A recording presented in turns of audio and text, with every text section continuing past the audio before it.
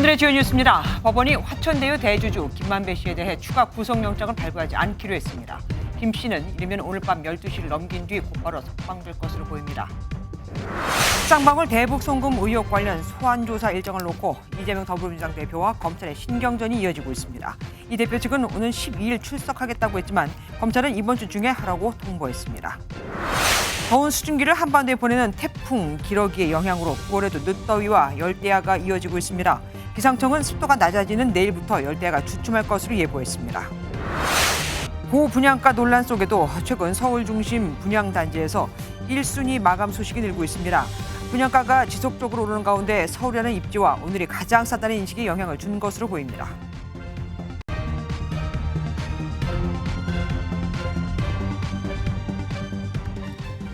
대선 사흘 전 전격 발표됐던 이른바 허위 인터뷰 의혹이 전국을 뒤흔들고 있죠. 검찰은 우리랑 이재명은 한 배를 탔다.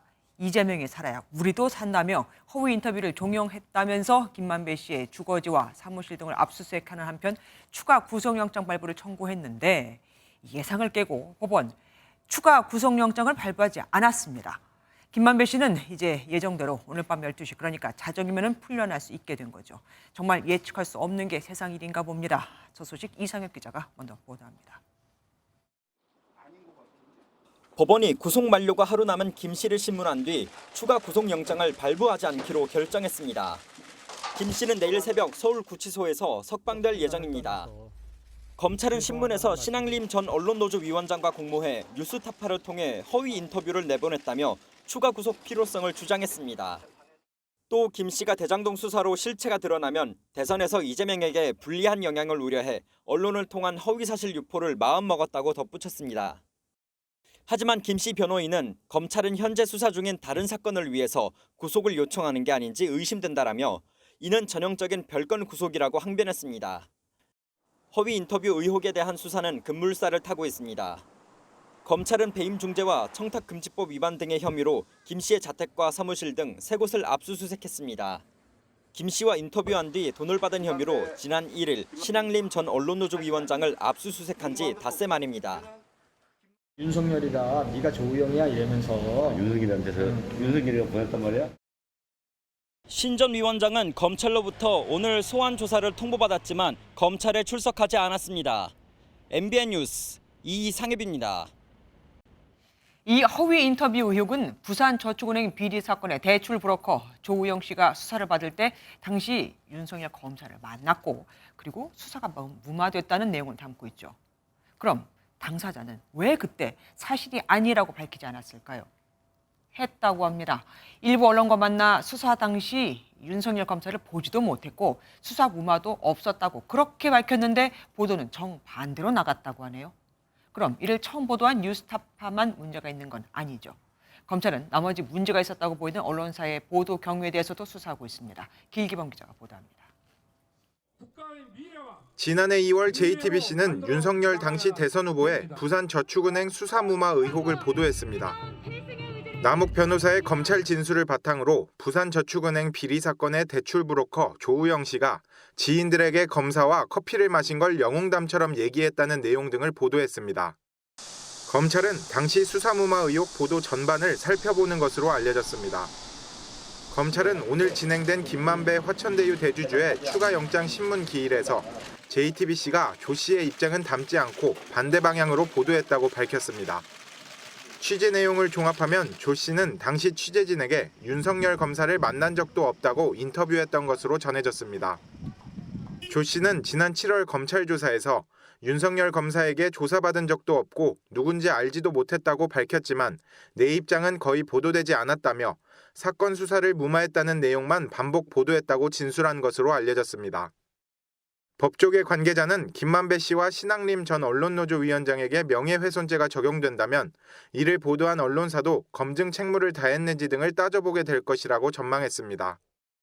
JTBC 기사를 보도한 기자는 대선 이후 뉴스타파로 이직했습니다. 해당 기자는 MBN과의 통화에서 조 씨가 말을 바꿔 거짓말을 하고 있다며 당시 기사는 여러 사람의 발언을 종합해 작성됐고 이러한 내용을 후속 기사를 통해 공개할 것이라고 밝혔습니다. MBN 뉴스 길기범입니다. 뉴스타파 인터뷰 보도를 계기로 윤석열 대통령의 초점은 이제 이념 전쟁에서 가짜 뉴스와의 전쟁으로 옮겨간 듯하죠. 가짜 뉴스 근절을 위한 정부의 움직임이 빨라졌습니다.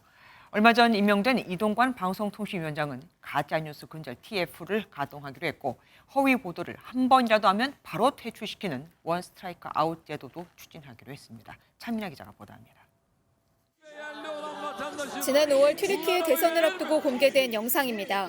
테러 단체가 야당 후보를 지지한다는 내용이 담겼는데 실제로는 인공지능을 활용해 인간 이미지를 합성한 가짜 영상입니다. 하지만 접전을 벌이던 야당 후보는 이 영상이 공개되고 에르도안 대통령에 완패했습니다. 우리 정부도 이번 뉴스타파 인터뷰를 계기로 가짜뉴스가 주 선거 결과에 영향을 미칠 우려가 크다고 보고 대책을 마련하기로 했습니다. 현재 방심위와 언론중재위로 이원화된 대응체계는 사각지대가 발생할 수밖에 없는 만큼 통합심의 등 보안 입법에 나설 계획입니다.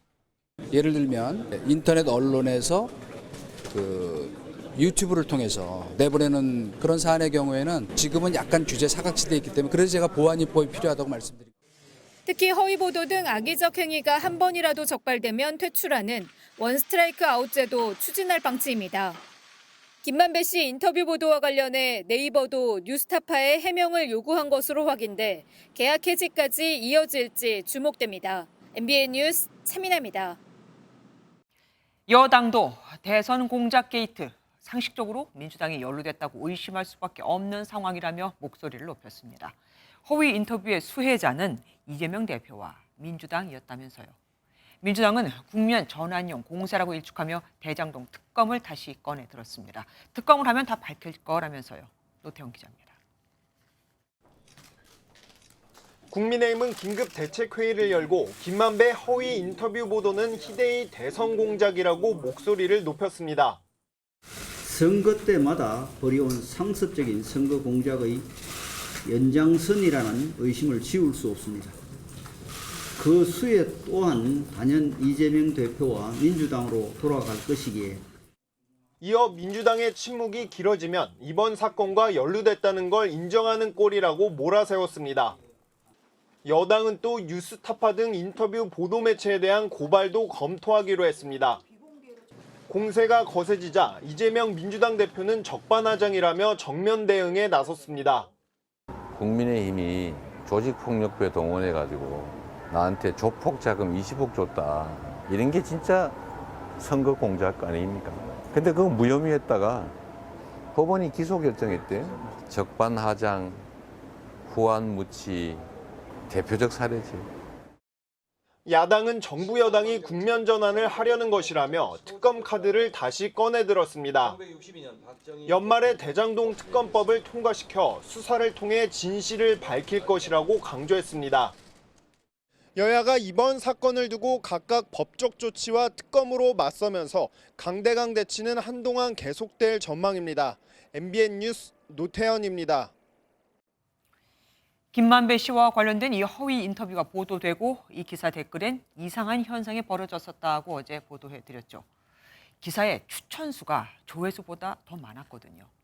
기사를 본 사람이 추천을 눌러야 하는데 조회수가 추천수보다 적다는 건 말이 안 되죠. 결국 경찰이 수사에 착수했는데 지난 1월 실제로 이와 관련해 30대 남성이 1심에서 유죄를 선고받은 것으로 확인이 됐습니다. 신영빈 기자가 보도합니다. 지난해 3월 7일 20대 대통령 선거 이틀 전 한 온라인 커뮤니티에 올라온 게시물입니다. 최근 가짜뉴스 파문을 일으킨 김만배 씨의 녹취록 영상 일부를 인용했습니다. 게시물이 올라온 직후 게시판 상단에 노출시켜 사람들이 많이 보도록 하기 위해 누군가 게시물 추천수를 조작한 게 아니냐는 의혹이 제기됐습니다. 녹취록 영상의 조회수보다 좋아요 수가 더 많다거나 다른 커뮤니티에서도 추천수 조작이 있었다는 의혹도 잇따랐습니다. 커뮤니티 측의 고발로 수사가 시작됐는데 지난 1월 1심 법원이 30대 남성 A씨가 실제로 해당 게시물의 추천수를 조작했다며 집행유예를 선고한 사실이 뒤늦게 알려졌습니다. 판결문에 따르면 A씨는 녹취록을 언급하는 다른 게시물을 작성하고 이를 클릭하면 자동으로 김만배 씨의 녹취록 영상을 인용한 게시물의 추천수가 오르도록 조작했습니다. 재판부는 20대 대선을 앞두고 게시글의 추천수를 조작해 여론을 호도하려 시도한 만큼 죄질이 나쁘다면서도 해당 방식으로 조작된 추천수가 73회 정도에 그친 점 등을 감안해 집행유예를 선고한다고 밝혔습니다. A씨는 해당 판결에 불복해 항소를 제기한 것으로 알려졌습니다. MBN 뉴스 신영빈입니다.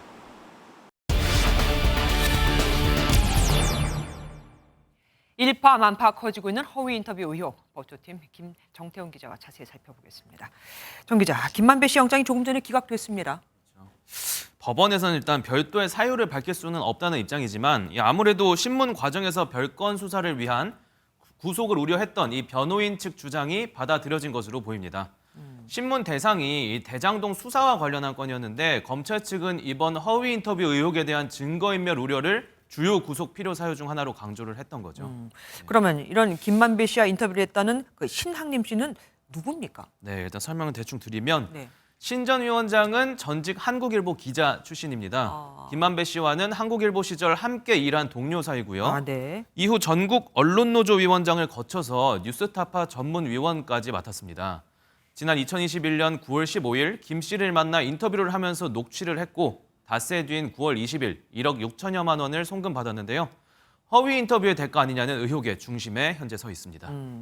문제의 녹취가 공개됐을 그 당시, 그러니까 2년 전이죠. 네. 대선은 어떤 상황이었습니까? 네, 다시 한번 되짚어 볼까요? 네. 지난 2021년 9월 이재명 당시 대선 후보를 둘러싸고 이 본격적인 대장동 비리 의혹이 불거지기 시작했죠. 네. 그런데 이 후보는 어느 순간 대장동의 몸통이 윤석열 후보라는 역공을 펼치기 시작을 한 겁니다. 명확한 녹취록이 있는데 저는 윤석열 게이트다 이게. 윤석열의 몸통이다 이렇게 생각합니다. 이 김만배 씨의 녹취가 공세의 가장 큰 근거가 됐습니다. 때문에 여권에서는 보도의 배후에 민주당이 있는지 수사를 통해 규명해야 한다는 주장이 계속 나오고 있는 거고요.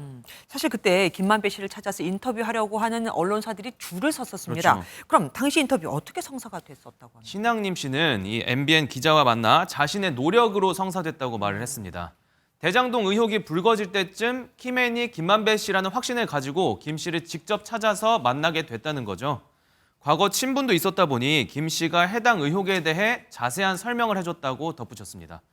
다만 인터뷰 형식으로 진행된 게 아니라 사적인 대화였고 김 씨 모르게 녹취를 했다는 입장입니다. 잠깐만요. 그럼 원래 그렇게 보도하면 안 되는 거잖아요. 그렇죠. 만약에 김만배 씨가 오히려 신학림 씨를 고소할 수도 있겠네요. 본인은 인터뷰가 이렇게 나갈지 몰랐다고 하면서요. 뭐 엄밀히 말하면 이런 지적도 맞습니다. 네. 그럴 수도 있겠죠. 그런데 이 돈이 전해지는 등 서로의 관계가 있다 보니까 뭐 그렇게까지는 어려울 듯 싶습니다. 돈이 있었군요. 어쨌든 뉴스타파에서 녹취가 공개됐을 때 김만배 씨는 이미 구속이 된 상태였습니다. 그렇죠. 녹취가 공개된 지난해 3월 김만배 씨는 이미 대장동 비리 혐의로 구속이 된 상태였죠. 취재 내용을 종합해보면 김 씨가 이 인터뷰 공개에도 관여했을 가능성이 높아 보입니다. 한 관계자는 1억 원이 넘는 돈이 허위 인터뷰의 대가라면 신 전 위원장이 자의적으로 판단해서 공개를 하진 않았을 것이라고 분석했습니다. 네. 김 씨가 어떤 경로를 통해 신 씨와 의사소통을 했는지, 이 과정에서 민주당의 인사들도 개입이 됐는지 등은 검찰 수사 과정에서 향후 밝혀져야 할 부분으로 보입니다. 예. 그러니까 이미 그 인터뷰가 공개됐을 때는 김만배 씨가 구속돼 있었으니까 그게 김만배 씨를 꺼내기 위해서 아니면 구속이 되지 않기 위해서는 아니었다고 우리가 볼 수도 있겠네요. 네. 어쨌든 신 전 위원장 책값이 1억 6,500만 원이라고 본인은 주장을 하고 있습니다. 그런데 지난 2월에 경무에서 낙찰된 그 만해 한용운의 첫 시집 님의 침묵, 이 초판이 1억 5천이었어요. 네, 저도 어떻게 해석을 해야 되죠? 놀랐습니다. 네. 그래서 말이 좀 많아요, 사실. 네. 신 전 위원장은 자신이 받은 1억 6천만 원을 두고 자신이 만든 책에 대한 정당한 값이라고 일단 해명은 하고 있는데요. 한국 사회를 지배하는 혼맥 지도라고 하는 지도책 8,900페이지 되는 책을 이렇게 손으로 제본해 가지고 있습니다. 그러면 형 제가 그걸 살게. 그래서 1억 5천만 원을 하겠다. 아무래도 뭐 천문학적인 액수잖아요. 그렇죠. 네, 이에 대해 이용호 국민의힘 의원은 노벨 문학상을 받은 책이냐고 비꼬기도 했고요. 네. 진중권 광운대 특임 교수도 대한민국에서 제일 비싼 책의 저자냐고 지적하기도 했습니다. 한편 대통령실에서는 정치 공작이라는 입장을 밝힌 뒤 여러 부처에서 이제 전방위적인 압박이 가해지고 있는데요. 문화체육관광부는 이번 의혹에 대해 가짜뉴스 퇴치 TF팀을 가동해서 사건 전모를 분석하고 있다며 보도매체인 뉴스타파의 신문법 위반 여부 등을 검토 중이라고 밝혔습니다. 예, 계속해서 취재 부탁드립니다. 법조팀 정태웅 기자와 함께했습니다. 인도네시아 자카르타에서 아세안 정상회의에 참석 중인 윤석열 대통령이 러시아를 겨냥해 북한과의 군사협력 시도를 즉각 멈춰야 한다고 경고했습니다. 또 북한의 핵은 아세안 국가들에게도 위협이 된다며 리창 중국 총리에게 한중일 3국이 협력을 해야 한다고 강조했습니다. 북한이 러시아와 가까워지려는 이때 중국에 손을 내민 겁니다. 원주희 기자가 보도합니다. 아세안 회원국들과 한자리에 앉은 윤석열 대통령은 북한 핵미사일이 인도태평양 지역 평화에 중대한 위협이라고 강조했습니다. 그러면서 국제사회의 평화를 해치는 북한과의 군사협력 시도는 즉각 중단돼야 한다고 밝혔습니다. 다음 주 김정은 북국무위원장이 러시아를 방문해 무기 거래를 논의할 것으로 알려진 가운데 직접 러시아를 압박하는 발언으로 보입니다. 윤 대통령은 또 북한 노동자 송출에 대한 통제, 가상자산 탈취 제재 등을 통해 북핵 자금줄 차단에 동참해달라고 아세안 국가들에게 촉구했습니다. 이어 기시다 일본 총리, 리창 중국 총리와 함께 아세안 플러스 3 회의에 참석한 윤 대통령은 3국 간 협력이 활성화돼야 한다며 중국에 손을 내밀었습니다. 한일 관계 개선을 통해 한미일 3국 협력의 새로운 장이 열렸듯이 한국, 일본, 중국 3국 협력의 활성화는 아세안 플러스 3 협력의 새로운 도약을 위한 발판. 윤 대통령이 중국 최고위급 인사와 만난 건 캠프 데이비드 한미일 협의체 출범 이후 처음이자 지난해 11월 시진핑 주석과의 한중 정상회담 이후 10달 만입니다. 북러 간 밀착으로 동북아 긴장이 높아지는 가운데 북핵 문제에 대한 중국의 역할론을 다시 한번 부각시키는 모습입니다. 자카르타에서 MBN 뉴스 원정입니다. 한국이 러시아를 향해 경고를 했을 때 미국은 이 러시아와 손을 잡으려는 북한의 경고장을 날렸습니다. 북한 무기가 러시아의 우크라이나 공격에 사용되면 대가를 치를 것, 후과가 있을 것이라고 강조한 겁니다. 백악관 그리고 미 국무부가 동시에요. 워싱턴에서 최종락 특파원이 전해왔습니다. 제이크 설리번 백악관 국가안보보좌관은 북한이 러시아에 무기를 제공하면 대가를 치르게 될 것이라고 엄중히 경고했습니다. The heating infrastructure of major cities as we head into winter to try to conquer territory that belongs to another sovereign nation. This is not going to reflect well on North Korea, and they will pay a price for this in the international community. 이어 북한이 러시아에 무기를 공급하지 않겠다는 공개적 약속을 지켜야 한다며 설득 작업을 병행하려고 북한과 접촉에 나설 뜻도 내비쳤습니다. But we will continue to look for opportunities to dissuade the North Koreans from taking this step, to get others to do the same. 미 국무부도 북한이 러시아의 우크라이나 전쟁을 지원하면 후과가 있을 것이라고 분명하게 밝혔습니다. Well, we have been incredibly clear about the potential consequences of any country taking action to support Russia. Further, it's illegal and unjust. 미국은 또 국가뿐만 아니라 러시아의 부당하고 불법적인 우크라이나 침략 전쟁을 지원하는 단체에도 주저하지 않고 조치를 취할 것이라고 강조했습니다. 미국은 북한에 어떤 대가를 실행할지에 대해서는 동맹국들과 조율하고 필요할 때 적절한 조치를 취할 것이라고 강조했습니다. 워싱턴에서 MBN 뉴스 최종락입니다. 국회에서 단식 중인 이재명 더불어민주당 대표는 정부 여당을 향한 비판을 이어갔습니다. 친민주당 성향의 매체와의 인터뷰에선 윤석열 대통령에 대해 끌어내려야 한다. 그러니까 탄핵을 시사하는 듯한 발언까지 했습니다. 강용호 기자가 보도합니다. 발언을 들었는데 단식 농성장에서 열린 아침회의에서 이재명 민주당 대표는 국민 모두가 주권을 행사하면 무정부 상태로 갈 수밖에 없다는 김용호 통일부 장관의 발언에 날을 세웠습니다. 그 헌법 중에서도 가장 기본 중에 기본 원리라고 할 국민 주권을 부정한 통일부 장관을 즉각 경질하십시오. 영화 봉오동 전투를 단체 관람하는 등 역사 문제 관련 대여 투쟁을 이어가는 가운데 탄핵을 시사하는 듯한 발언도 내놨습니다. 친민주당 성향 한 유튜브 채널과의 인터뷰에서 국민의 뜻에 반하는 행위를 하면 끌어내려야 하는 것이 민주주의라고 했습니다. 당내 일각에서도 탄핵론이 나오던 중입니다. 이대로 가면은 윤석열 정권은 국민들이 탄핵하자고 나설지 모르겠습니다. 두 번째 구속영장 청구를 앞두고 7일째 단식을 이어가는 이 대표가 지지층 결집을 위한 메시지를 낸 게 아니냐는 분석입니다. 국민의힘은 발끈했습니다. 계속해서 탄핵을 언급하는 야당의 행태는 헌법 위에 국민의 선택으로 탄생한 선출 정부에 대한 내란 선동 행위나 다름없습니다. 이 대표의 단식에도 불구하고 정부 여당이 별다른 반응을 보이지 않고 있는 가운데 민주당 내부에선 출구 전략에 대한 고민도 커지는 모습입니다. MBN 뉴스 강용호입니다. 쌍방울 그룹의 대북 송금 의혹 수사를 놓고 이재명 대표와 검찰 측의 세 번째 줄다리기가 이어지고 있습니다. 이 대표 측은 검찰에 다음 주 화요일인 12일에 출석하겠다고 통보했는데 검찰은 늦어도 이번 주 안에는 소환에 응해야 한다는 입장을 고수하고 있거든요. 왜 이 대표는 꼭 12일에 가야 하고 왜 검찰은 꼭 2주 안에 조사를 해야 한다는 걸까요? 추석 전에 체포동의안을 올릴 수 있게 혹은 못하게 하려고 라는 해석도 있는데 양측의 입장 직접 들어보시겠습니다. 이재호 기자입니다. 이재명 더불어민주당 대표 측은 쌍방울 그룹의 대북 송금 의혹과 관련해 다음 주 12일 조사를 받겠다고 검찰에 통보했습니다.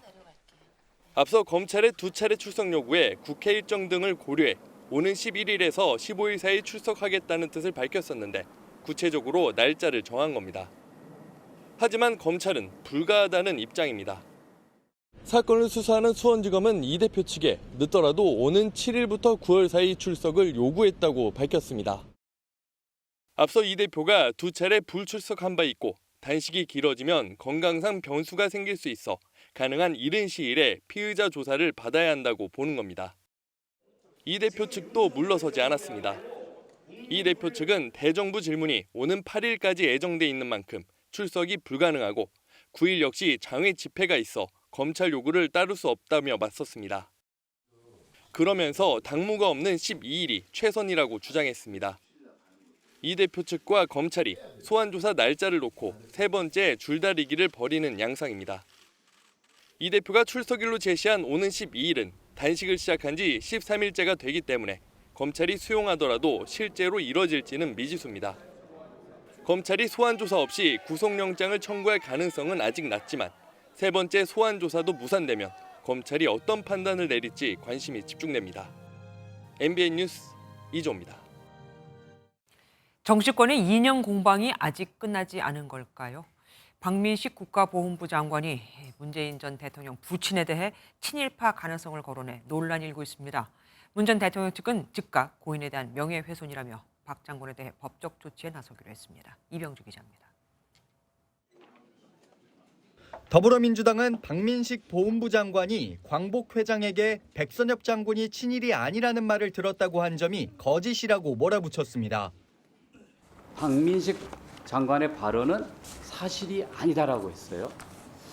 그렇다고 하면 우리 보훈부 장관께서 광복 회장의 명예를 실추시켰으니 사과를 해야 되는 거 아닌가? 박 장관은 반민특위가 만들어졌을 당시 백선엽 장군이 친일 명단에 포함되지 않았다고 반박했는데 이 과정에서 문제의 발언이 나왔습니다. 그 당시에 흥남시 농업개장을 했습니다. 흥남시 농업개장은 그럼 친일파가 아니고 백선엽 그 만주군관학교 소위는 그럼 친일파입니까? 민주당과 문 전 대통령 측은 악의적인 발언이라며 즉각 반발했습니다. 문 전 대통령 부친이 흥남시 농업개장을 한 건 일제 치하가 아니라 해방 이후이고 관련 내용은 문 전 대통령이 쓴 책에 나와 있다며 법적 조치를 예고했습니다. 문재인 전 대통령은 박민식 장관을 사자에 대한 명예훼손으로 고발할 계획임을 알려드립니다.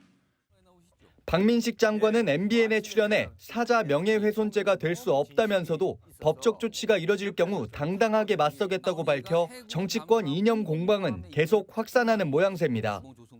MBN 뉴스 이병주입니다. 이틀 뒤면 완연한 가을이라는 백로입니다만 오늘도 한여름을 방불케 하는 폭염은 계속됐죠. 덥고 습한 날씨가 이어지면서 9월인데도 열대야가 곳곳에서 나타나고 있는데 천고마비의 계절은 다음 주에도 기대하기 어려울 것이라고 합니다. 김민수 기자가 보도합니다. 가을철 도로 위에 아지랑이가 이글거립니다. 시민들은 부채질을 하며 더위를 식히고 정자에 누워 낮잠을 청하기도 합니다. 너무 더워가지고 여기가 무슨 동남아도 아니고 그런 느낌이 들어서 이거랑 물통, 텀블러는 지금 완전히 필수 아이템으로 가방에 꼭 넣고 다니거든요. 늦더위가 이어지면서 수도권 일부와 충청, 호남 지역 대부분에 폭염특보가 발령됐습니다. 서울의 낮 최고 기온은 32.1도를 기록했고 전남 강진구는 32.9도까지 올라가 한여름이 다시 찾아온 수준이었습니다. 반면에 속초와 강릉은 27도 선을 나타내 영동 지역은 선선한 날씨를 보였습니다.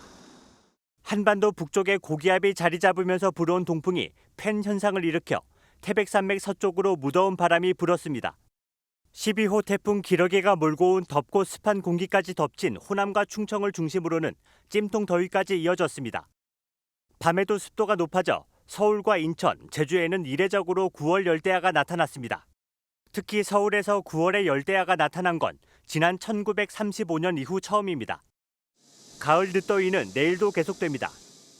7일은 북동풍이 강해지면서 우리나라에 머물던 습한 공기가 물러나 아침에는 선선하겠으나 낮에는 햇볕에 의해 기온이 30도 내외로 올라 낮과 밤의 기온차가 크겠습니다. 기상청은 다음 주까지는 무더위 기세가 꺾이지 않을 것으로 내다봤습니다. MBN 뉴스 김민수입니다. 청약을 기다리던 수요자들의 마음이 조급해진 걸까요? 애매한 입지에 주변 시세보다 비싼데도 두 자릿수 청약 경쟁률을 기록하는 단지가 서울에서 속출하고 있습니다. 10억 원 이상 거래 비중도 역대 최대로 많아졌는데 김경기 기자가 먼저 불안한 모습을 보이는 서울 부동산 시장을 취재했습니다. 내년 3월 입주에 들어가는 서울 상도동의 한 후분양 아파트입니다. 언덕배기의 전용 면적 84제곱미터 분양가가 13억 원대로 시세보다 높은 편인데도 일반 분양에서 두 자릿수 경쟁률을 기록했습니다.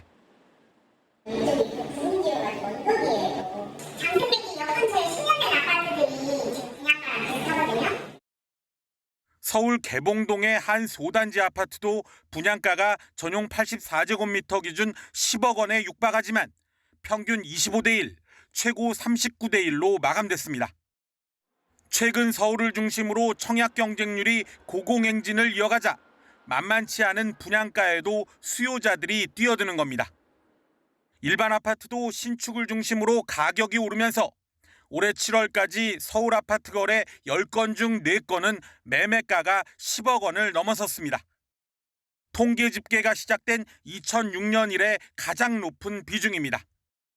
정부는 공급 위축 우려에 시장이 불안 조짐을 보이자 선제 대응에 나서기로 했습니다. 더 이상 이게 위축되지 않고 이제 공급 촉진과 확대의 흐름으로 갈 수 있도록 모든 수단을 다해서 정부가 내놓는 대책이 시장의 불안을 잠재우지 못하면 추석 이후 과열될 수 있다는 우려가 일각에선 제기됩니다.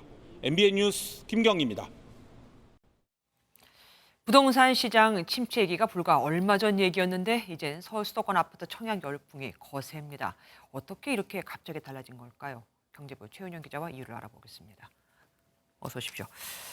비싸도 청약에 나선 사람들이 이렇게 많습니다. 우선 언제부터 이렇게 된 겁니까? 올 초만 해도 이렇지 않았습니다. 1월 청약 경쟁률 한번 보시면요. 평균 0.28대 1이었습니다. 그리고 지난달 경쟁률은 36대 1이었습니다. 네. 올 초 대비해서는 130배에 오른 겁니다. 통장 개수로 한번 볼까요? 1월엔 1순위 청약 통장이 459건만 접수가 됐는데 8월에는 11만 건, 240배 증가했습니다. 네. 월별로 보면 꾸준히 증가를 하다가 6월 그리고 지난달 갑자기 치솟은 것을 확인할 수 있었습니다.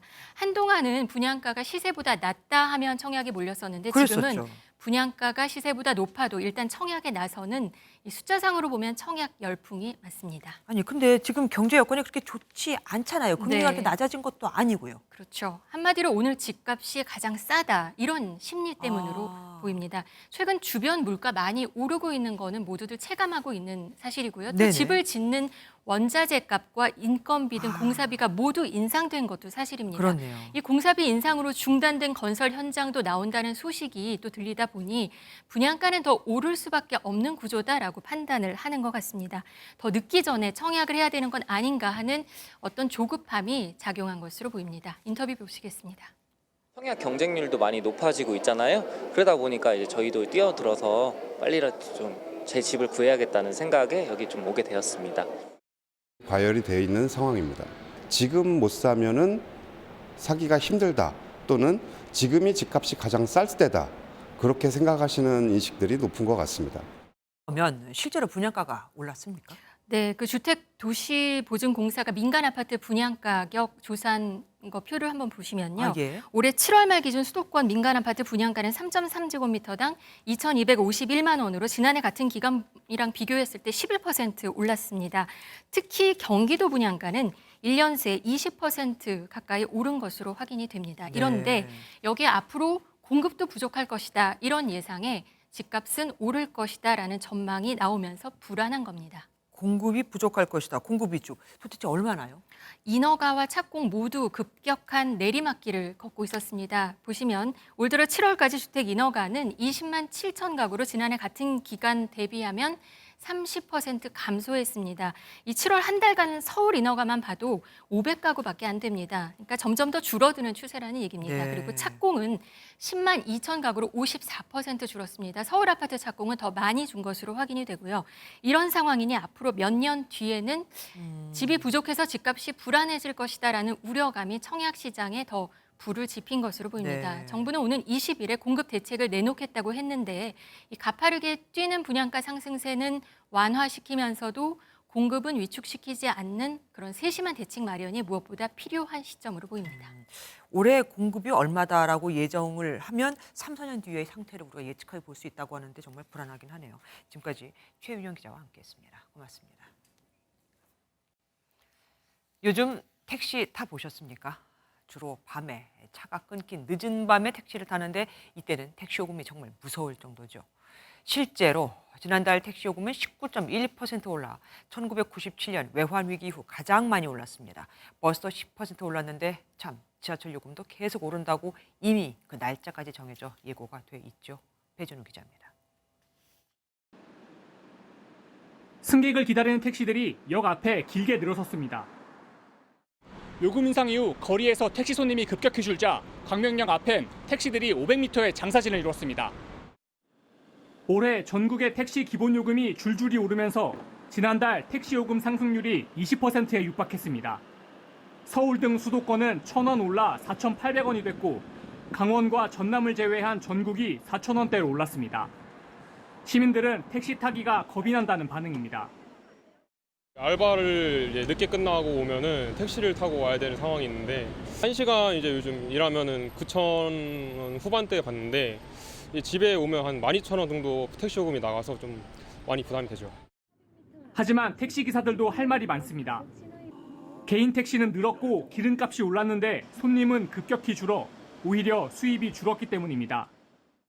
가스비가 한 달에 100만 원 나오는데 작년 같아도 80만 원 나오죠. 길에 나가면 손님이 없어요. 시내버스 요금도 1년 전보다 8.1% 올랐고 시외버스는 10.2%로 두 자릿수 상승을 기록했습니다. 이 여파로 지난달 공공서비스 물가는 1년 10개월 만에 가장 큰 폭으로 올랐습니다. 내년에도 대중교통 요금은 줄줄이 오를 것으로 보여 서민들의 한숨이 깊어지고 있습니다. MBN 뉴스 배준우입니다. 그럼 택시비가 비싸니 아예 내 차를 타고 다닐까? 그러기도 힘듭니다. 휘발유 값도 연일 최고치를 경신하고 있거든요. 주요 산유국들의 감산으로 국제유가가 연중 최고치를 찍으면서 연내 리터당 2,000원을 돌파할 거라는 말까지 나옵니다. 김동환 기자가 취재했습니다. 서울 시내 알뜰 주유소입니다. 휘발유 가격이 1,800원을 훌쩍 넘었고 경유도 1,700원대 중반을 향해 갑니다. 주변의 다른 주유소는 30원 이상 더 비쌉니다. 오늘 서울 평균 휘발유 값은 1,833원으로 지난해 8월 이후 가장 높았습니다. 3만 원 놓고 또 지나가다가 또 싼 주유소가 보이면 또 들어가서 뭐 2만 원, 3만 원 늘 계획을 갖고 있습니다. 그래야지 살지, 안 그러면 지금 살기 너무 힘들어요. 문제는 앞으로 기름값이 더 오를 수 있다는 겁니다. 사우디아라비아 등 주요 산유국들이 감산 연장을 발표하면서 국제유가가 일제히 올랐기 때문입니다. 북해산 브렌트유가 11개월 만에 배럴당 $90를 돌파했고 서부 텍사스산 중진류도 연중 최고가를 기록했습니다. 이 추세면 휘발유 값이 다시 2,000원대로 갈 수 있다는 전망도 나옵니다. 국제유가 상승으로 덩달아 환율도 뛰고 있습니다. $100 선까지도 도달할 수 있는 그런 우려가 깊어지는 상황 속에서는 연준의 그러한 그 추가적인 긴축에 대한 자극 요인이 될 수밖에 없기 때문에 현재의 1,300원대를 당분간 유지하는. 고유가, 고환율, 고물가의 악순환이 더 길어질 수 있다고 전문가들은 걱정합니다. MBN 뉴스 김동환입니다. 병원 진료를 받은 뒤 요청하면 받을 수 있는데도 청구하지 않은 실손보험금이 올해만 3,200억 원에 달한다는 걸 아십니까? 아무래도 각종 증빙 서류나 영수증 챙기기가 번거로워서 그런 거겠죠. 병원에서 보험사로 바로 서류가 나는 그 전산화, 해외는 많이들 한다는데 인터넷 강국이라는 우리는 도대체 언제쯤 되는 걸까요? 박규원 기자가 알아봤습니다. 네, 뭐 학교나 직장들 같은 경우에 그 이후에 서류를 또 준비하기 위해서 한 번 더 번거롭게 시간을 들어가는 절차가 불합리적이라고 다가왔습니다. 1, 2만 원 받자고 그렇게 많은 힘을 들일까 싶은 생각이 그냥 들어반다고요. 그럼 이게 쌓이다 보면은 제 보험을 못 찾죠. 올해 보험 소비자들이 받지 못한 실손보험금은 3,200억 원대로 3년 평균을 내면 연 2,700억 원에 달합니다. 보험금을 청구하려면 병명 코드가 들어간 진단 서류와 각종 영수증을 챙겨야 하고 서류 발급 비용도 내야 하다 보니 소액은 굳이 청구하지 않는 겁니다. 보험사에 보험금을 청구하려면 진료가 끝난 뒤에도 병원이나 약국을 다시 찾아 각종 서류들을 발급받아야 합니다. 이에 따라 병원에서 직접 서류를 보험사로 넘겨주고 보험사가 고객에게 보험금을 바로 지급하는 전산화의 필요성이 제기됐지만 관련 법안은 14년째 국회에서 잠자고 있습니다. 비급여 진료와 소득 노출에 대한 의료업계의 반발이 크기 때문입니다.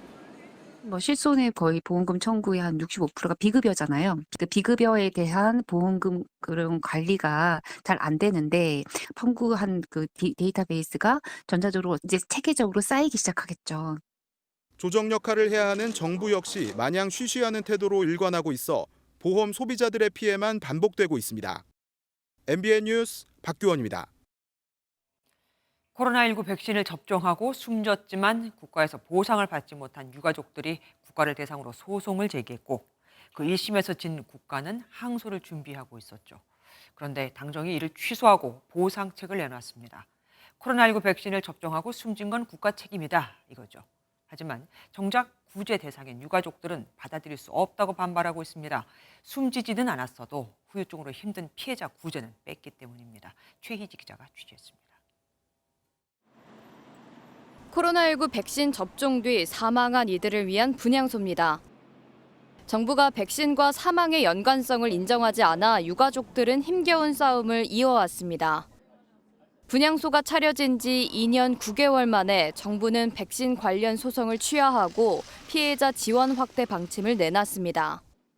현재 운영 중인 코로나19 백신 안전성 연구센터 등을 통해 그리고 국내외 연구를 반영해서 인과성 인정 범위를 지속적으로 확대해 나가기로 했습니다.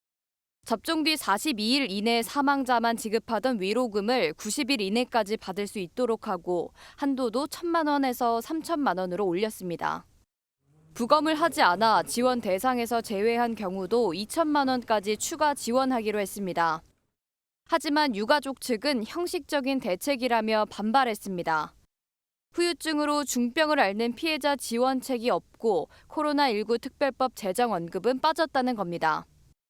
형식적인 구제 방안이 나오고 있고 전혀 피해자를 고려하지 않은 피해 보상 방안들이 나오고 있습니다. 또한 5월 22일 날 마지막으로 질병청과 대화하고 여지까지 연락조차 되지 않고 있는 질병청에서 저희들은 수용할 수가 없습니다.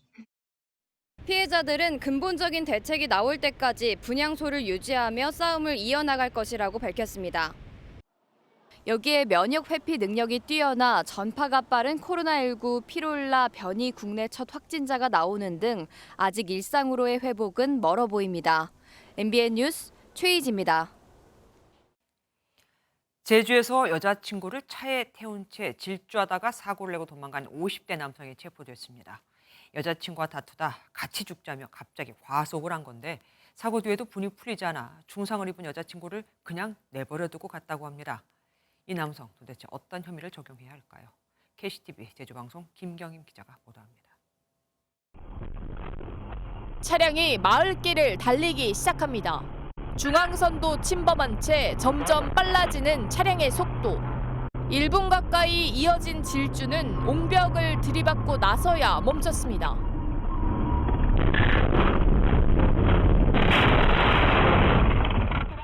이 사고로 조수석에 있던 40대 여성은 가슴뼈가 부러지는 등 전치 4주의 부상을 입었습니다.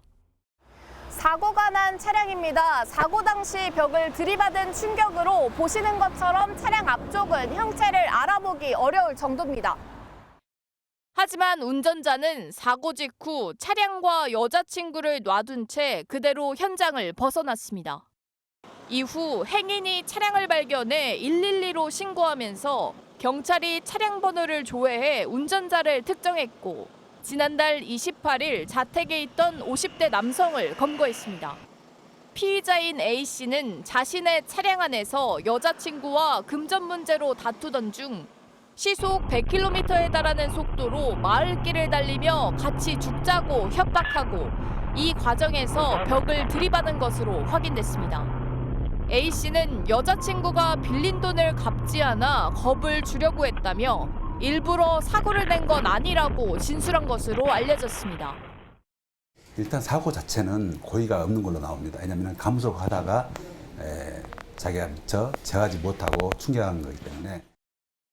경찰은 A씨를 특수협박과 특정범죄 가중처벌법상 도주치상 혐의로 불구속 입건하고 정확한 사건 경위를 조사하고 있습니다. KCTV 뉴스 김경임입니다. 3년 전 채팅으로 만난 미성년자의 집을 무단 침입한 뒤 복면을 씌우고 성폭행까지 한 남성이 결국 구속됐습니다. 대포폰을 써가며 3년을 피해 다녔지만 경찰의 끈질긴 추적 끝에 덜미가 잡혔습니다. 이시열 기자가 단독 보도합니다. 포승줄에 묶인 남성이 법원에서 나와 경찰차에 탑승합니다. 미성년자를 성폭행한 혐의를 받고 있는 40대 남성 A씨가 영장실질 심사를 받고 다시 경찰서로 향하는 모습입니다. 지난 2020년 초 A씨 등 3명은 당시 중학생인 피해자를 랜덤 채팅을 통해 만나 차량 등에서 성관계를 했습니다. 그중 2명은 미성년자 성폭행 혐의로 경찰에 체포됐지만 A씨는 특정되지 못했습니다. 1년 뒤 A씨는 가면을 쓴 채 돌연 피해자가 살던 오피스텔을 무단 침입했습니다. 당시 자고 있던 피해자에게 미리 준비한 복면을 씌워 때리고 성폭행한 것으로 경찰 조사 결과 드러났습니다. A씨는 대포폰을 사용하는 수법 등으로 경찰 수사를 따돌려왔는데 IP 추적을 통해 수사망을 좁혀온 경찰에 의해 끝내 덜미가 잡혔습니다. 서울 동대문경찰서는 남성을 성폭력처벌법 위반 등의 혐의로 구속해 검찰에 넘겼습니다. MBN 뉴스 이시열입니다. 스터디 카페에 아르바이트생을 구한다는 가짜 구인 글을 보고 찾아온 10대 재수생을 성폭행한 30대 남성이 구속됐습니다. 피해 여성은 사건 이후 큰 충격에 빠졌고 결국 극단적인 선택을 했지만 성폭행 피해 진술이 없어서 강간 혐의 적용은 쉽지 않은 상태입니다. 박상호 기자가 보도합니다. 피해 여성이 지난 4월 아르바이트생을 구한다는 글을 보고 찾아간 스터디 카페입니다. 당시 자신을 스터디 카페 관계자라고 사칭한 남성은 피해 여성에게 더 좋은 일자리가 있다며 다른 곳으로 데려갔습니다. 변종 성매매 업소였습니다. 여성은 그날 그곳에서 끔찍한 일을 당했습니다. 우리가 여러 가지 사업을 한다. 조금 더 돈을 쉽게 벌 사업이 있다. 이러면서 이제 바로 그 건물로 그날 성폭행을 당한 걸로 알고 있어요. 가해 남성은 애초 스터디 카페와는 아무 관련이 없었습니다. 정신적 충격이 컸던 여성은 결국 20여일 만에 극단적 선택을 했습니다. 피해 여성은 숨지기 전 친구들에게 그동안의 일을 털어놨는데 그게 수사의 단초가 됐습니다. 경찰은 통신 기록 등을 근거로 30대 남성을 구속했습니다. 업무상 위력에 의한 간음과 성매매 알선 등의 혐의는 입증했지만 성폭행 피해 진술이 없어 강간 혐의 적용은 쉽지 않은 상황입니다. 피해자는 죽었고요. 죽은 사람은 말이 없잖아요. 그걸 입증하기가 쉽진 않겠죠. 죽은 애를 데리고 와서 물어볼 수도 있는 것도 아니고. 답답하죠. 경찰은 변종 성매매 업소 업주 등 공범 2명을 함께 검찰에 넘기고 피해자가 더 있는지 수사하고 있습니다. MBN 뉴스 박상호입니다. 약물에 취한 채 롤스로이스 운전대를 잡았다가 인도를 걷던 20대 여성을 들이받은 운전자가 재판에 넘겨졌습니다. 사고 당시 현장을 떠났던 이 남성, 피해자를 구조하기 위해서라고 했었죠. 그런데 약물을 투약한 병원을 찾아 말 맞추기를 시도하라고 한 거였습니다. 증거인멸 정황도 나왔죠. 나 때문에 사람이 죽던 말던 내 살 길부터 찾은 겁니다. 백길종 기자입니다. 지난달 2일 저녁 서울 강남 압구정역 앞에서 20대 여성을 들이받은 운전자 신모 씨. 피해자가 가족들에게 하실 말씀 없으신가요? 진심을 소개드리겠습니다. 죄송합니다. 신 씨의 사고 당일 모습이 추가로 공개됐습니다. 행인들이 롤스로이스 차량과 건물 벽면에 끼인 피해자를 구조하려 애쓰는 반면 신 씨는 별다른 행동을 취하지 않습니다. 얼마 지나지 않아 119 구조대도 도착하지만 신 씨는 이를 보고도 유유히 현장을 떠납니다. 3분 만에 돌아와 경찰에 붙잡힌 신 씨는 줄곧 자신이 치료받은 병원에 피해자 구조를 요청하기 위해 다녀왔다고 주장해왔습니다. 하지만 검찰은 약물 투약으로 인한 위험운전 치상 외에도 특정범죄 가중처벌법상 도주치상, 이른바 뺑소니 혐의를 적용해 신 씨를 재판에 넘겼습니다.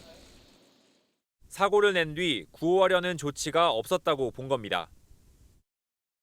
신 씨 주거지와 휴대전화 등을 압수수색한 서울중앙지검은 병원 측과 약물 투약 관련 말맞추기 시도를 위해 사고 현장을 이탈한 게 맞다고 밝혔습니다.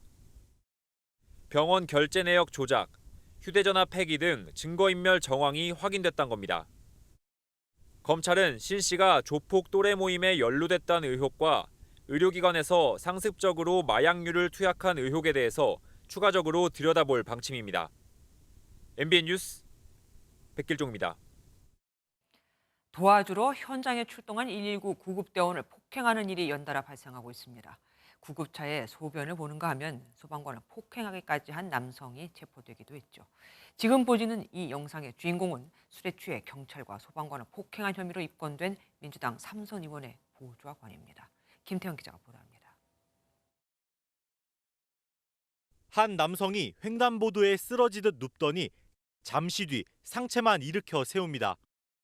경찰이 출동해 남성의 상태를 확인하고 이후 출동한 소방관들도 상황을 지켜봅니다. 점점 대화가 길어지더니 소방관과 옥신각신하는 모습이 보이고 행인들도 서서 상황을 지켜보기도 합니다. 이후 경찰은 남성을 순찰차에 태우고 떠납니다. 지난 3일 새벽 서울 관악구의 한 거리에서 50대 남성이 출동한 경찰과 소방관에게 욕설과 폭행을 하다 경찰에 체포됐습니다. 남성은 심지어 구급차 앞바퀴에 소변을 보고 제지하는 소방관을 밀치는 등 폭행까지 한 것으로 전해졌습니다. 무상 방류를 하려고 해서 그 말리는 중에 그 사람이 이제 이렇게. 경찰은 구급대원 폭행 수사를 전담하는 서울시 119 광역수사대에 사건을 넘겼습니다. 그젯밤 10시 30분쯤 서울 강서구의 한 오피스텔에서 더불어민주당 삼선 의원 소속 보좌진 A씨가 들것에 실려 이송됩니다. A씨는 술에 취해 오피스텔에서 다른 주민의 집 초인종을 누르다 출동한 경찰과 소방관을 폭행했습니다. 술 취한 사람이 들어서 미쳤으니까 깨끗하게. 경찰은 A씨를 공무집행 방해 등의 혐의로 입건했습니다. 이처럼 소방관이 현장에서 당하는 폭력은 끊이지 않고 있습니다. 올해 1월부터 지난 7월까지 소방활동 방해 사건은 지난해 같은 기간보다 6건 증가해 총 54건 발생했습니다. 모두 구급대에 대한 폭언과 폭행, 그리고 기물 파손에 해당됐고 대부분 음주 폭행으로 드러났습니다. 한 달에 7건꼴로 소방관들은 현장에서 폭행의 몸살을 앓고 있습니다. MBN 뉴스 김태형입니다. 경기도 수원에서 한 여성이 5천만 원을 기부했습니다. 민원 때 조용히 종이봉투를 올려놓고 사라졌는데 생활비를 아껴 적금을 들어 모은 돈이었다고 합니다. 지금 폭행, 음주운전 같은 안 좋은 소식만 연이어 전해드렸는데 아직 세상은 살만한 거 맞죠? 장진철 기자입니다. 푸른색 옷을 입고 모자를 눌러 쓴 한 여성이 건물 앞을 서성입니다. 엘리베이터로 들어온 여성의 손에는 종이 가방이 들려 있습니다. 이 여성이 찾아온 곳은 행정복지센터 민원실. 수줍은 듯 기둥 뒤에 서 있던 여성.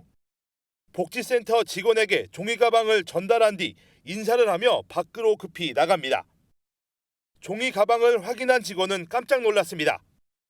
가방에는 5만 원권 뭉치와 손편지가 들어있었기 때문입니다. 뭐가 이렇게 되게 묵직해서 이게 뭔지 해서 확인을 해보니까 이렇게 많은 돈이 들어있어가지고 너무 당황스러웠어요. 편지에는 광교에 살고 있다고만 적혀 있고 이름은 밝히지 않았습니다. 또 생활비에서 아껴 적금을 든 돈이라며 코로나로 어려운 가정에 도움을 주고 싶다는 글이 있었습니다. 수원시는 여성이 두고 간 성금을 수원시 사회복지협의회에 전달할 예정입니다. MBN 뉴스 장진철입니다. 세계 가톨릭의 중심인 바티칸 성 베드로 대성전에 한국 최초의 사제 김대건 신부의 조각상이 설치됐습니다. 이곳에 동양 성인의 조각상이 세워진 건 역사상 처음 있는 일입니다. 장동건 기자가 보도합니다.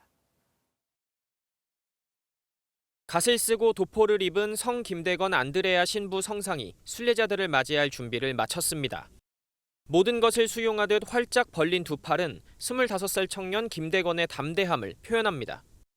대리석을 깎아 만든 3m 77cm 높이의 조각상은 역대 교황 대다수가 잠든 바티칸 성 베드로 대성전의 우측 외벽 공간에 설치됐습니다. 교황청 성직자부 장관 유흥식 추기경이 재작년 김대건 신부 탄생 200도를 맞아 프란치스코 교황에게 요청했고 한국 천주교 주교회의가 비용을 지원했습니다. 1821년 충남 당진에서 태어난 김대건 신부는 한국인 최초의 가톨릭 사제로 1984년 교황 요한 바오로 2세 방한 때 성인 품에 올랐습니다. Trovarlo a una terra molto lontana, ovvero nella Chiesa coreana. Guardiamo il martire e primo sacerdote coreano Sant'Andrea Kim Tae-go. 유럽 수도의 설립자들의 성상만 자리할 수 있었던 성 베드로 대성전에 동양 성인의 성상이 설치된 건 역사상 처음으로 한진섭 조각가가 제작을 맡았습니다. 로마에 오는 사람이 여기 다 오게 돼 있거든요. 국내에서만 알고 있던 김대건 신부님이 이렇게 설치됨으로써 세계인들의 그 성인이 오는 16일에는 유흥식 추기경이 주례하고 염수정 추기경 등이 참석하는 기념 미사와 축복식이 거행됩니다. MBN 뉴스 장동건입니다.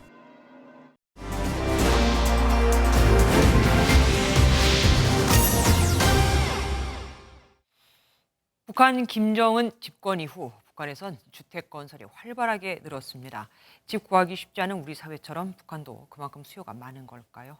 정치부 김태희 기자와 더 얘기 나눠보겠습니다. 김 기자, 아무리 나라 살림이 어려워도 북한의 중심 평양에는 아파트를 포함해서 참 높은 건물들이 계속해서 올라가고 있는 게 보입니다. 네, 맞습니다. 이 평양 거리를 언뜻 보면 우리나라에 잘 갖춰진 계획도시 같은 그런 느낌이 듭니다. 지금 보시는 화면이 평양의 모습인데요. 송신 송화지구와 화성지구의 고층 살림집이 눈에 띕니다. 네네. 이 살림집이라고 하면 주택을 말하는 건데 고층 살림집을 우리의 아파트로 보시면 됩니다. 지난 4월 화성지구 1만 세대 살림집 준공식에는 김정은 위원장이 직접 참석하기도 했습니다. 인민들의 살림집 건설을 제1차적인 중요 정책 과제로 내세운 당 중앙의 순간 뜻을 높이 받들고 그러면 김정은 정권 들어서서 실제로 이런 살림집, 주택 건설이 얼마나 늘었습니까? 네, 일단 눈에 띄게 증가했는데요. 특히 북한에서는 2018년도 한국의 집값이 폭등했을 무렵부터 이 주택 건설이 크게 증가했습니다. 이 건설 규모 통계를 보시면요. 김정일 시기 때 경제난으로 저조했던 건설이 김정은 시기 들어서 확연히 늘어납니다. 또 2012년부터는 과학자나 연구자를 대상으로 하는 살림집을 지었고 21년부터 평양 5만 세대 살림집 건설이 크게 늘었습니다. 평양이 5만 세대. 그럼 평양이 이만큼 수요가 있다는 얘기입니까? 네, 이 평양은 서울보다 집 구하기가 더 어렵다고 보면 됩니다. 일단 평양 인구가 310만 명 정도인데 10년 새 20만 명 정도 늘었습니다. 그런데 살림집은 지난 10년 동안 약 4만 세대 증가에 그치고 있습니다. 거기에다 노후 아파트가 약 6만 세대 정도 되기 때문에 주택에 대한 수요는 많다고 보면 됩니다. 원래 북한에서는 집을 사고 팔 수 있는 게 아니잖아요. 그냥 나눠주는 거 아닙니까? 네, 일단 기본적으로는 무상으로 나눠주는 네네. 겁니다. 하지만 무상으로 받아서 음성적으로 팔기도 하는데요. 네. 평양 중심가는 방 2개짜리 집이 5만 달러에서 10만 달러, 우리 돈으로 치면 6천만 원에서 1억 원까지 한다고 합니다. 하긴 그 집을 받은 노인들이 일부러 돈을 받고 젊은이들한테 집을 판다는 얘기도 들었습니다. 그러면 북한이 이렇게 산림집 건설에 골몰하는 또 다른 이유가 있을까요? 일단 건설 경기가 늘어나면 경제적 효과를 예측하잖아요. 하지만 북한의 건설업은 무보수 동원에 의존하고 그렇네요. 있습니다. 네. 따라서 소비 진작을 시킬 수 있는 고용 창출 효과가 있다고 보긴 어렵습니다. 네. 다만 건설 자체가 보이는 거라 그에 따른 심리적 효과가 큽니다. 네. 실제 북한은 건설은 당의 인민대중 제일주의 정치와 제도의 고마움을 느끼게 하는 정치적 사업이다 이렇게 표현했는데요. 무상 공급을 선전해서 남한의 주택난과 대비되는 그런 건설 정치라고 보시면 되겠습니다. 예, 그러니까 국민들이 잘 살게, 편하게 살게 하기 위해서가 아니라 보여주기 위해서라는 게 참 슬프네요. 지금까지 김태희 기자와 함께했습니다. 고맙습니다. 폴란드는 지난해 우리 무기 17조 원을 사겠다고 계약했고 올해는 30조 원에 달하는 계약을 또 맺을 예정이죠. 유럽 최대 규모의 방산, 그러니까 방위 산업 전시회가 열리고 있는 폴란드에 국내 주요 방산 기업들이 최첨단 방산 기술을 들고 집결했습니다. 이 폴란드를 넘어 유럽 전체로 시장을 확대하기 위해서입니다. 김종민 기자가 다녀왔습니다. K2 전차와 K9 자주포를 해외 군 관계자들이 꼼꼼히 살피고 있습니다. 지난해 현대로템과 한화 에어로스페이스가 폴란드와 수출 계약을 맺은 국내 주력 무기들입니다. 방위사업청을 비롯해 국내 주요 방산 기업들이 폴란드에서 열린 유럽 최대 규모 방위사업 전시회에 참가했습니다. 폴란드는 지난해 우리나라와 17조 원에 달하는 계약을 체결하는 등 최대 방산 수출국으로 떠올랐습니다. 안제이 두다 폴란드 대통령도 현장을 찾아 첨단 방산 기술을 둘러본 뒤 한국 방산업체의 빠른 납품에 만족을 표시했습니다. 폴란드는 올 하반기 우리나라와 2차 구매 계약을 맺고 방산 협력 대상도 더 넓힐 계획입니다. 아마도 그 후속 군수 지원 부분은 계속 지속적으로 우리가 유지될 것 같고 추가로 지금 이제 항공 분야 또 다른 하나는 이제 잠수함 사업을 좀 아마 하게 될 것 같습니다. 김동관 한화 부회장은 폴란드 두다 대통령에게 3,000톤급 잠수함 기술 우수성을 설명하며 육해공 전방위 협력을 강조하기도 했습니다. 한국항공우주산업과 현대로템도 KF-21 한국형 전투기와 K808 차륜형 장갑차 등을 전시하고 폴란드뿐 아니라 유럽 지역 전체로 시장 확대를 꾀했습니다. 이번 MSPO를 계기로 해가지고 우리 폴란드뿐만 아니고 또 유럽, 더 나아가서는 전 세계적으로 전략 홍보를 할 수 있는 그런 계기가 되었다고 생각됩니다. 폴란드 대규모 수출과 호주 장갑차 공급 등 방산 수출이 늘면서 한국이 세계 4대 방산 수출국으로 올라설 거란 기대가 커지고 있습니다. MBN 뉴스 김종민입니다. MBN과 교육부, 금융투자협회와 청소년금융교육협회는 초등학교 정규 수업 전후에 운영되는 늘봄 학교 시간에 어린이 경제금융교육을 진행하기로 하고 업무 협약을 맺었습니다. 4개 기관은 어린이들이 경제금융 분야에 흥미를 느낄 수 있도록 쉽고 재미있는 교육 프로그램을 제공할 계획입니다.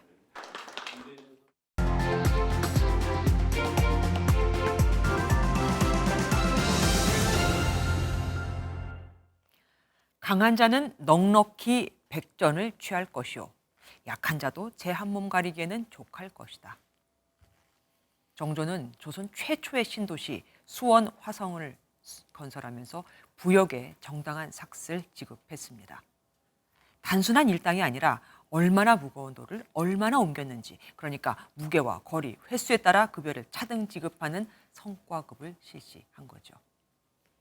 그렇게 업무 효율을 높인 결과 10년이 걸릴 것이라는 예상을 깨고 2년 9개월 만에 완공이 되는데 유네스코가 근대 군대 건축물의 뛰어난 모범이라고 감탄할 정도로 잘 지었습니다.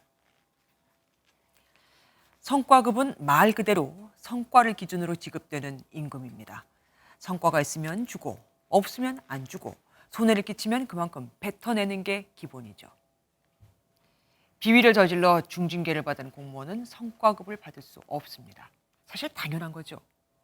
이미 3년 전 공공기관들도 이 당연한 원칙을 규정으로 만들어 지키라고 국민권익위원회가 권고를 했지만 여전히 이를 무시하는 곳들이 너무 많습니다.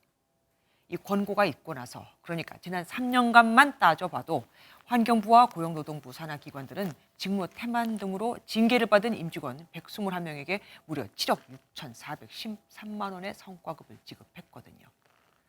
한국수자원공사는 화장실에 몰래카메라를 설치해 파면된 직원에게 성과급 791만 원과 퇴직금 7천만 원을, 건설근로자 공제회에서는 동료를 성희롱에 강등된 직원에게 올해 1,654만 원의 성과급을 주었답니다. 일 잘한다고 보너스 받은 거야. 뭘 그렇게 놀래. 보너스의 어원인 라틴어 보누스는 좋다, 선하다는 뜻입니다. 그런데 뭐 좋은 일을 했다고 돈을 주는 거죠? 나쁜 짓 더 하라고요? 모범까지는 바라지도 않습니다.